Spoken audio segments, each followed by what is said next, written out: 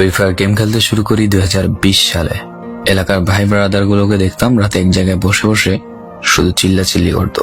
একদিক দিয়ে ভালো লাগতো, অন্যদিক দিয়ে মনে হতো এরা এমন চিল্লাচিল্লি কেন করে, চারজন করে। তারপর তাদের কথা মতো তাদের মতোই শুরু করি ফ্রি ফায়ার গেম।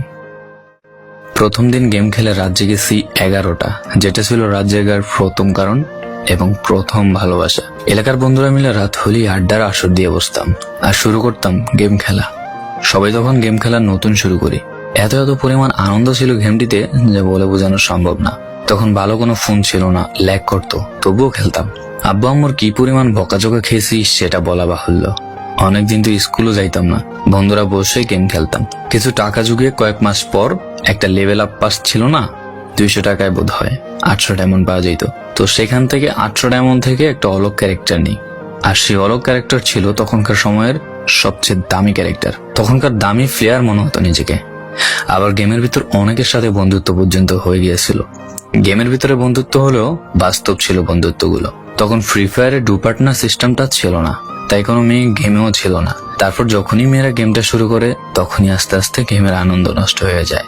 অনেক বেশি র্যাম প্রয়োজন হতো, তো তাই গেমটা খেলতে ভালো একটা ফোনের প্রয়োজন হইতো। কিন্তু তখন ফোন ছিল না, কোন রকম একটা ফোন দিয়ে খেলতাম গেমটা। ভাবতাম একটা ভালো ফোন হইলে গেমটা আরো সুন্দর করে খেলতে পারতাম, ল্যাগ করতো না ইত্যাদি। কত আনন্দই না ছিল তখন।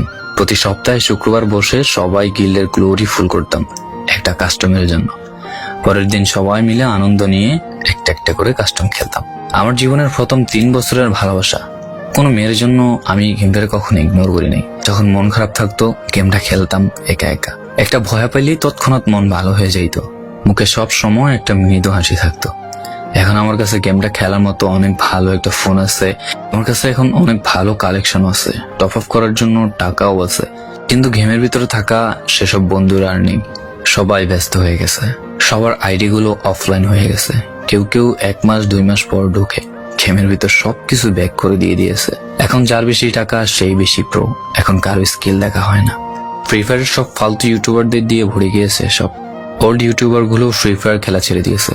আমি এখনো সেই 2017 সালে ফ্রি ফায়ার ব্যাক আসবে বলে অপেক্ষায় আছি। এই পুরো ভিডিওটা স্কিপ করতে আপনার ইচ্ছে করছে না, কোনো এক কারণে আপনাকে এই ভিডিওটা দেখতে বাধ্য করে রেখেছে। জি জনাব, তুমি সেই ছেলে যে তার পুরো আবেগ দিয়ে গেমটা খেলেছো।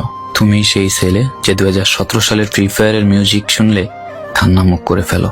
তুমি সেই ছেলে যার এত পরিমাণ আবেগ যা এখন তুমি ফ্রি ফায়ার গেমের পুরনো কোনো ভিডিও দেখলে মন ভরে দেখো। তোমার আবেগটা কোনো মেয়ে নয়, নিয়েছে তোমার ফ্রি ফায়ার।